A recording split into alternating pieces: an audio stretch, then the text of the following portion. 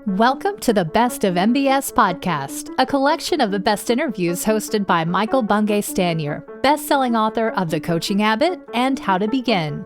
Today's interview is from the We Will Get Through This podcast. Here's your host, MBS. So I was on my Peloton bike this morning. It's actually not a Peloton bike. It's my regular bike, and I just train with the Peloton app. And the woman who is leading my class is clearly not primarily an instructor. She's actually a professional cyclist. She's like, when I was riding in the world championship, this was what was going through my mind.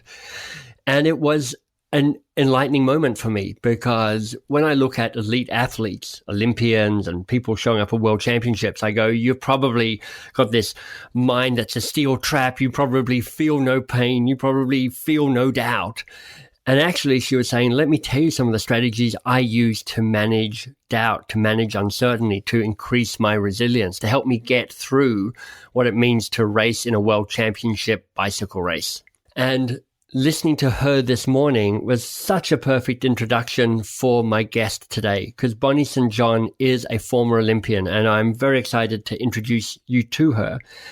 Despite having her right leg amputated at the age of 5, Bonnie St. John became the first African-American ever to win medals in the Winter Olympic competition, taking home her silver and 2 bronze medals at the 1984 Winter Paralympics in Innsbruck, Austria. Today, Bonnie travels the globe as a keynote speaker, a Fortune 500 leadership expert, and the best-selling author of 7 books. Bonnie graduated magna cum laude from Harvard, earned a Rhodes Scholarship to Oxford. You know, I'm a Rhodes Scholar as well, but you'll understand why I feel lucky being a Rhodes Scholar when you meet people like Bonnie. You're like, how did Michael win anything here? Bonnie also served in the White House as a director of the National Economic Council during the Clinton administration, and NBC Nightly News called Bonnie one of the 5 most inspiring women in America. How awesome is that, Bonnie? It's so nice to be talking to you. Thank you. It's great. I wish we could be face to face, but it's great to be voice to voice. Exactly, it is. And I know, we've met several times because we both lead training companies and learning and development companies. But I actually first came across you because of your book on micro-resilience. And I know that you have a real expertise in micro-resilience. So I'm just curious to know, there's so much, because we're in the middle of the pandemic right now, there's so much being talked about around resilience. What are the tired old tropes about resilience that you hear that drive you nuts? Well, I don't know if it's a tired old trope, but if you Google resilience or resilience research, what you get is a lot of good material, but it addresses people being down and out. So resilience traditionally means you are down and you're trying to get back to normal. So if you think mathematically, you can think of it as a zero axis, and you went below the zero axis and you're trying to just get back to zero. Mm-hmm. When we set out to research and write about resilience, and we coined the term micro-resilience, we were interested in people who were way above the zero line, people who were doing well, high achievers, Olympic athletes, being resilient in those conditions. Right. So one of the stories I'm most well known for is talking about how I fell down at the Olympics. I was skiing. I fell down in the slalom, got back up, finished the race, and still won the bronze medal. And so that kind of resilience, when you're at the top of your game, you've been training for years, this is the competition of a lifetime, and you fall and get back up and still win a medal. That's the kind of resilience that we have been researching and testing and working on under the heading of micro-resilience. I know you must have told this story many, many times, but I'd love just to understand, in that moment, as you're in Innsbruck and you're skiing and you fall, what did anything go through your mind, or was it just a kind of automatic kind of reaction to just get back on your feet and just to pick up speed again?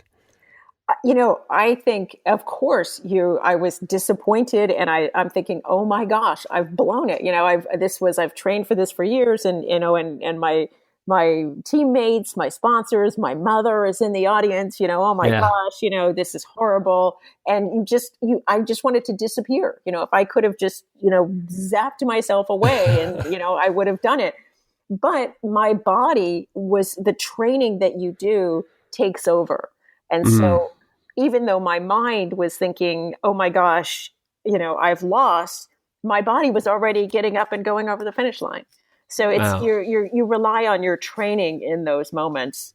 That's why we train. That's why we train. How did the idea of micro-resilience come up for you? I mean, because it's the first time I'd heard of it, and it's you kind of immediately have an aha moment. The first time you heard of it, because we coined the term. It's us.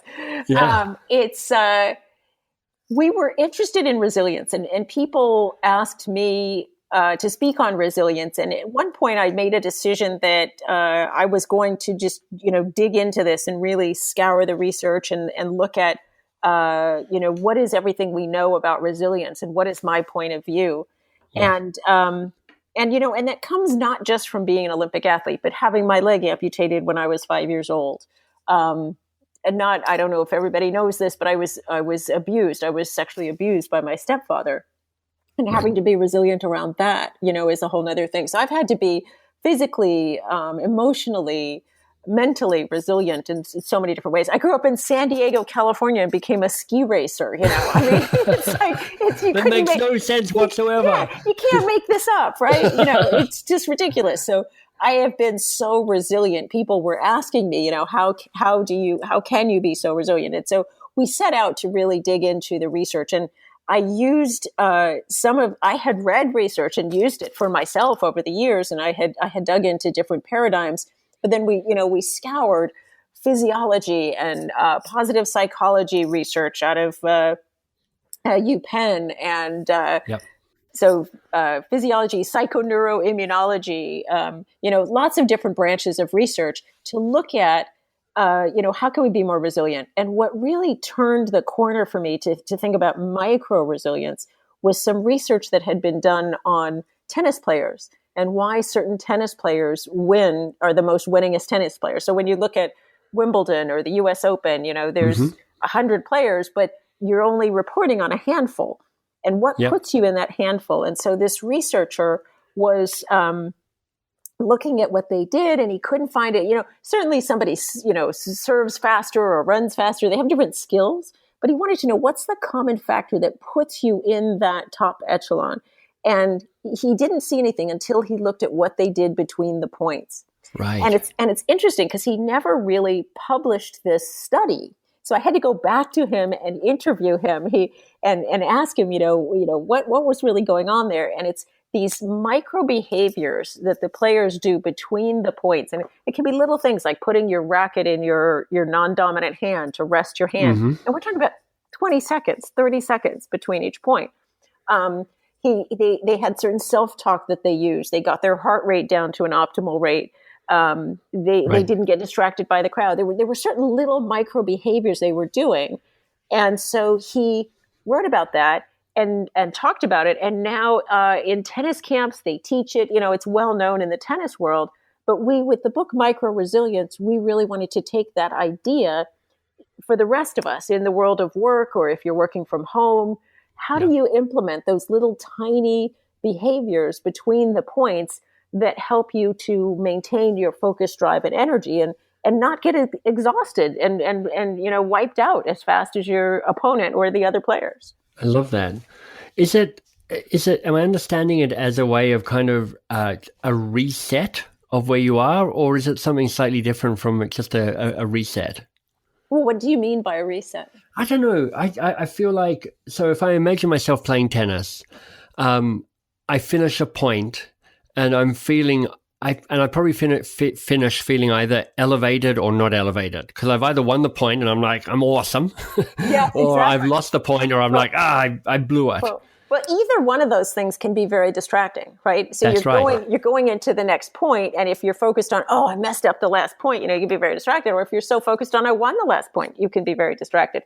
So it's about sort of clearing your palette between courses, right? Nice. Quickly, but doing it, you only have 10, 20 seconds to do it and to move into the next point fully focused. Your work is the lemon sorbet in the mindfulness buffet of life. I love that. I'm stealing that.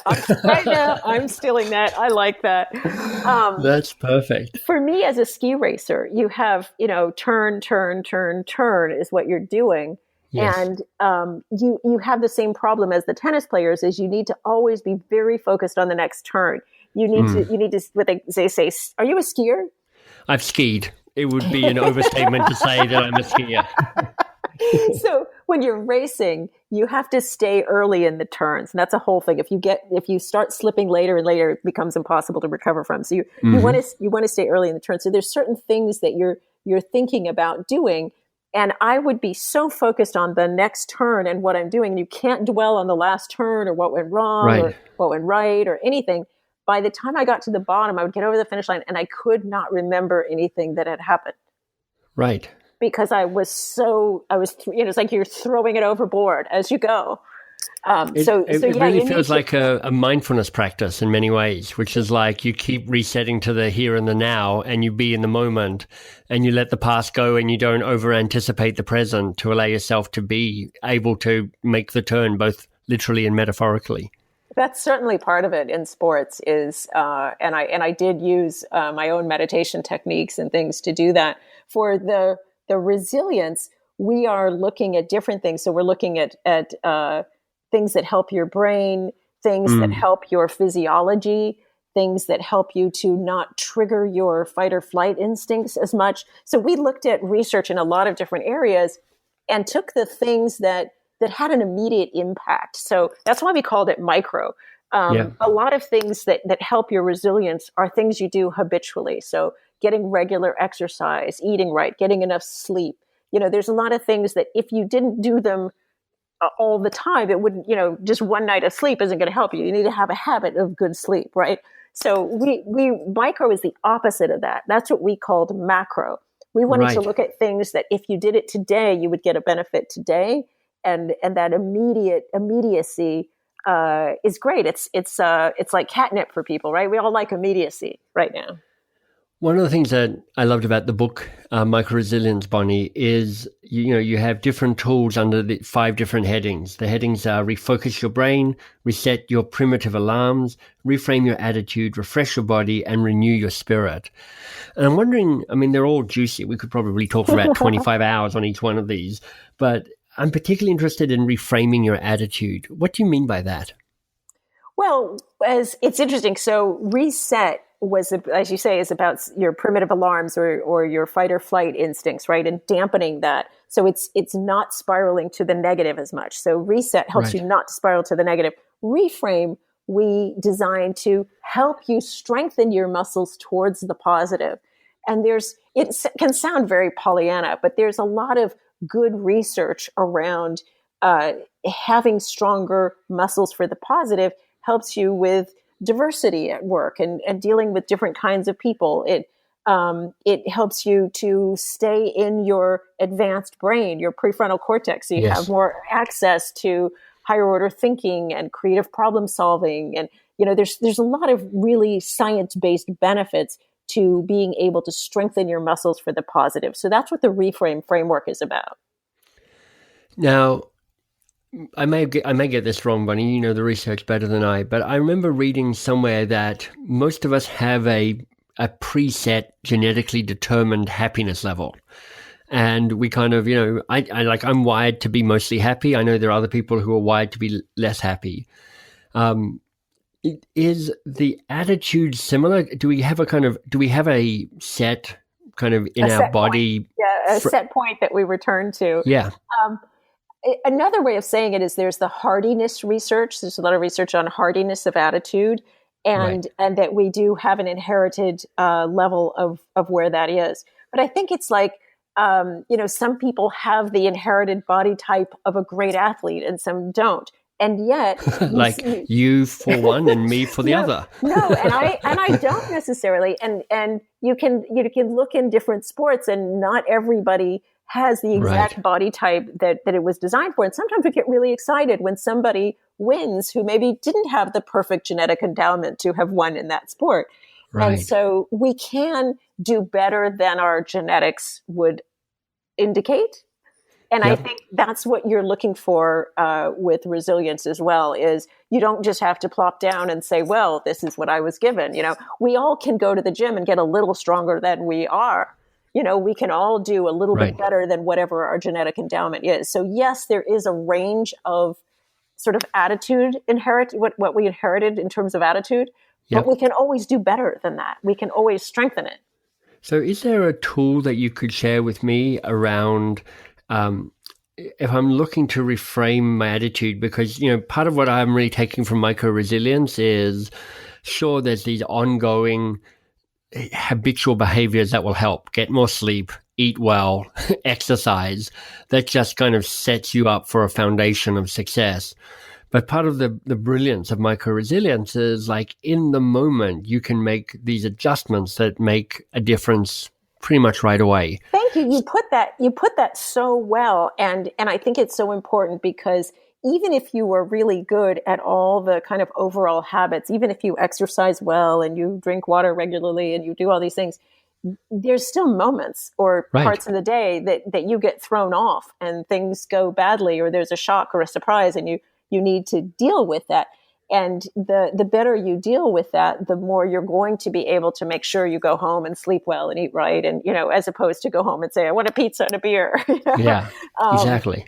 And so they affect each other, and the ability to meet the shocks and drains and upsets that we have is crucial. Yeah. So here I am, Bonnie. Like, I slept well last night. I actually had a protein smoothie for breakfast. I actually spent time on my Peloton bike. So I've done all the long-term things. But something happened just before this call that's just left me feeling annoyed and frustrated. Help me. So there are 21 different micro hacks in the book. But an example of what would be a great one for that is we talk about having a first aid kit for your attitude. Nice. And yeah, it's so funny. Even you just get it. We didn't call it in the book. In the book, we called it a joy kit. But we started calling it a first aid kit for your attitude, because you just get it immediately. We have first aid kits for a cut or a bruise or a burn. Right. And you don't know when you're going to need it, but you have it ready. In the same way, you can be ready for when you take a hit with your attitude, and it can be you're in sales and, you've been working on a big sales project and you lose the deal. It could be a deadline for a proposal you're supposed to put together gets moved, and you suddenly have to stay up all night and get something done. It can be on the home front. It could be somebody in your family gets sick in an unexpected way, and that can be very scary. So it could be any kind of a shock that happens. And just as you gave the example, you're all healthy, you've done everything right, but suddenly this shock lands in your lap. And the research shows that we tend to, trigger our fight or flight mechanisms, and then we're not thinking as clearly. We don't have access to all of our brainstorming and ideating and the ability to have good solutions. Exactly. So, when it all goes back down to that little amygdala, everything comes like primitive. It's like I'm in survival mode here. So we talk about having a first aid kit for your attitude, and you want to put that together when you're not in a state of shock, right? And be ready, just like the first aid kit for whatever happens. And so you put things in the kit that are going to help you turn your attitude around. And what I've come to realize is, somebody said, why don't you sell first aid kits for your attitude? Well, it depends on what you want to put in it. What is going to help your attitude is different than necessarily what's going to help mine. That's really helpful. I can put in, I like chocolate and peanut butter in my first aid kit. But also I had a note from my mother that said, cherish yourself.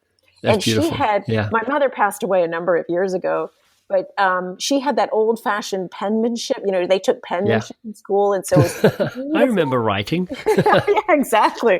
So she had this beautiful longhand writing that sits here, and her writing was so recognizable to me. Sure. And just, had that impact. Also, my mother was somebody who had a very rough life. I mean, we can get really serious here. She was Black in the South.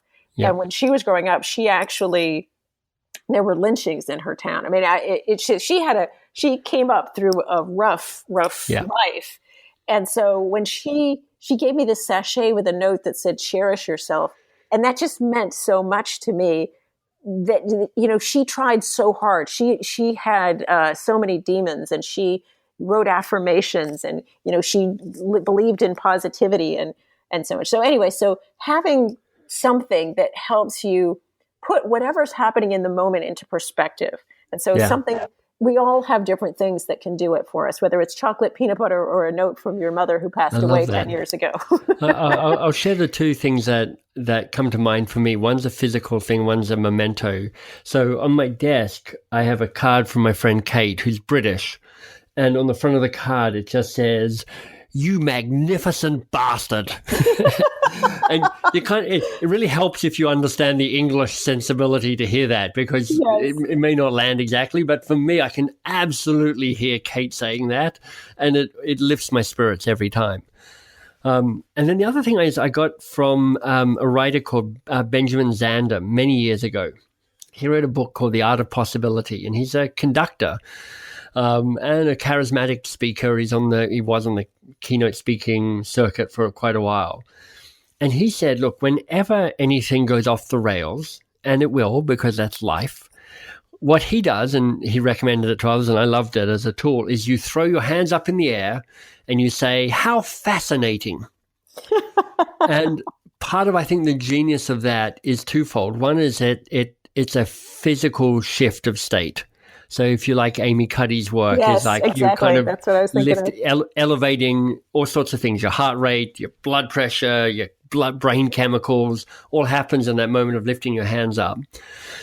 And saying "how fascinating" takes you into a place of curiosity and lightness rather than deadening certainty.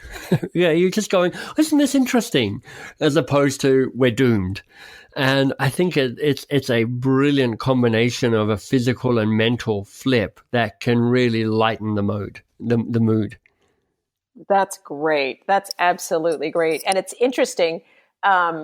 Another tool that we talk about in the book is PPP to CCC. And that's kind of like when you say it puts you in a state of curiosity. That tool that we cite in the book comes out of the research from UPenn. And I can't believe I'm blanking on his name. I know exactly. The pessimism to guru optimism. of positive psychology. Yes, exactly. Yeah. Thank you. And he talks about going from PPP, which is you think of something negative as personal, permanent, and prevalent. Right. It's never going to change. And you shift yourself into thinking, how can I, what can I do to change this? What do I still have power over? What can I do to pivot around this? And so throwing your hands up and being curious is a great example of shifting out of that negative thinking into the more positive thinking. So there's so many great pieces in there that come together. There's good science behind what you're saying as well. So perfect. With the and Martin Seligman is the name we were both not remembering. Marty Seligman, thank you. Yeah. So with the first aid kit, though, I want to highlight that it's a great tool if you work at home to share with your family. I've done this with fourth graders where I get them to make a first aid kit for their attitude. They get it. It's such a simple concept. They get it. And you talk about, what would help you think more positively. I put blank thank you notes in the box too. So on a day when you're struggling, get out a blank thank you note and write a thank you note to somebody, and it shifts your attitude, towards the positive. You can do it with your team. And in fact, I'd be happy. I have a instruction kit that I wrote up for people of how to do a team building event around having a first aid kit for your attitude. Because when you share the concept with your team, you can support each other. Even if you're working virtually, you can share pictures. We actually, for a virtual team that I have, we made a photo album. On your phone, you can have these shared photo albums. And so people are posting things into the shared photo album, and it's kind of like a virtual joy kit. Oh, that's great. But I'm happy to share the recipe book, the instruction book for a virtual team building event around having first aid kits. Perfect. Yeah, because when you share the concept, you can reinforce each other so much. Yeah. So I'm going to ask you for that URL so people can go there and download it in just a moment. Before we go there, one of the things that we talked about just briefly before we hit the record button was this whole idea of zones and how you can set up physical zones where you work, whether that if you're sheltering at home at the moment or if you're going more broadly than that. Can you just talk to me a little bit about that? Because that sounds really interesting. It's so interesting because you said physical zones. Actually, you know what? And there was one thing I made a note on the last thing we talked about. Sorry, is just for your first aid kit. be careful about putting it all on your desk. So you talked about what's on your desk, Oh, because yes. you tend to become immune to seeing it. So Right. sometimes with the first aid kit, it's good to have it in a drawer or in a bag if you're at home, or some people even do it on their phone and have quotes Nice. or thank you notes or something in a file. So anyway, just having it out all the time, That's you can really become helpful. immune to it. So sorry. So back to the zones is, you said physical zone, and it doesn't necessarily have to be physical. One of the great examples that I heard was in a hospital when a nurse is out dispensing medicine. If she gets interrupted, she's going to make mistakes. And so it's really important that she's in a zone, but it can't be a physical right. place that she can just go shut herself off in. So what they did in this one hospital is they put a sash on a nurse who's dispensing medicine. So she is That's not right. to be interrupted. So it's really more of a signal not to be interrupted than necessarily a physical place. And That's so interesting. and now that we have so many open plan offices, it's a challenge. I know one workplace where they have like a flag that you can put up or down. If your flag's up, don't interrupt. And so it's more of a signaling thing about don't interrupt. If you can make it a physical place, great. But we don't always have that luxury to do that. But it comes from the research on our brains. When we get interrupted a lot, it's fine as long as you don't need quality, accuracy, or innovation. And we laugh, but I love folding laundry in front of TV. Hey, that's fine, But when it comes to certain projects that we're working on, if it requires quality, accuracy, or innovation, and we're getting interrupted a lot, we're going to make more errors, and it's just going to take 5 times as long. One study even says it's like lowering your IQ. Yeah. There's so much research about how terrible open plan offices have actually turned out to be, even though they seemed like such a good idea, and then they're like, actually, no, not so much. Well, it's good for team building. There's one office, I was at the eBay office, the eBay headquarters in New York, and they have conference rooms for one. So you're in that open plan office, but you can sign up and go into a conference room for one when you need to focus. So it's just about having a way to focus and being aware that you need to carve that time out, and it will save you so much time and energy when you're able to create zones. And I have discovered in talking about this over time that one of the keys to being successfully using zones is having a threshold for being interrupted. So you can only be at peace in a zone if you know that if the house was on fire, somebody would tell you, right? Right. So you need to have agreements, whether you work at home, have agreements with your family about when they should and should not interrupt you, or with your coworkers about when they should and should not interrupt you. And that goes 2 ways. And so that's that we call it, communicating about communicating. Is so crucial, is to have those agreements so that we can carve out those, maybe, for some people it's 2 hours a day, for some people it's 2 hours a week, but carving out certain portions of uninterrupted time help us to get our work done faster, but also just not to be so exhausted and not to be able to get the quality out of your brain that you need, and not to overwork and stress out your brain. Bonnie, this has been such a great conversation, and we've talked about one of the 21 tools that you mentioned. We did the first aid kit and we did zones. That's 2. Well, that's true. There we go. We did 2. So we'll celebrate that. And there are people who go, but I need to know about the other 19. So will you tell us where people can find that download of the first aid kit? So if you go to microresilience.com and you scroll down, there's a form you can fill out and submit, and we'll give you the PDF, and then there's a TED Talk that goes with it. And so there's resources you can use to create a team building event. But also, if you sign up on social media with me, whether you like LinkedIn or Twitter or even Facebook or Instagram, we are constantly giving tips on these things too. So there's lots of different ways to that we can help. Perfect. Bonnie St. John, you are awesome. Thank you so much for being part of this. It's been fantastic. Thank you. And keep on doing the great work. You're such a good force for good. We hope you enjoyed this Best of MBS interview. Want more great content? Head to mbs.works. There you'll find MBS's new podcast, 2 Pages. You can learn about his best-selling books, and you can join the newsletter. That's mbs.works. Hey, it's MBS here. If you picked up a copy of my book, The Advice Trap, well, make sure you go to theadvicetrap.com. Not only is there a process for taming your advice monster, but there are downloads on how to ask a question powerfully well.